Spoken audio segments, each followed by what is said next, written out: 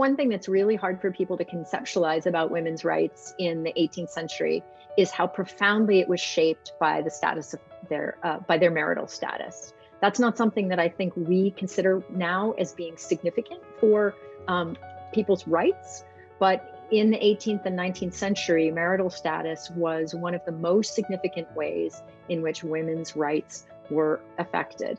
So I don't want to say more significant than slavery. That would be wrong. Obviously, that's the most significant.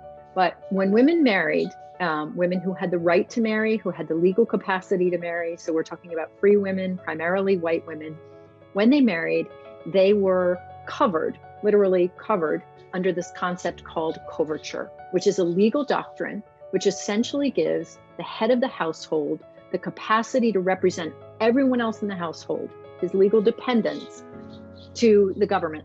And everybody else doesn't have an independent relationship with the government. Only that household head does. So women, wives, once they are wives, they no longer have an independent status. That means a couple of really concrete things. They cannot own property in their own name. They can't make contracts in their own name, including for their own labor. And they certainly were not expected to do things like vote.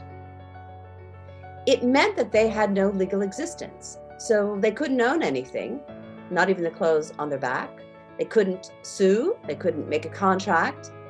They also owed their husbands the fruits of their body, which meant labor. So a husband could send a wife out and collect her wages for himself. The children of a union were the husband's and not the wife. So even if the husband deserted the wife, he still owned the children. And at least legally, he had unfettered sexual access to his wife's body. So this kind of we use the term secondhand citizenship sometimes to talk about women. This is really steerage citizenship.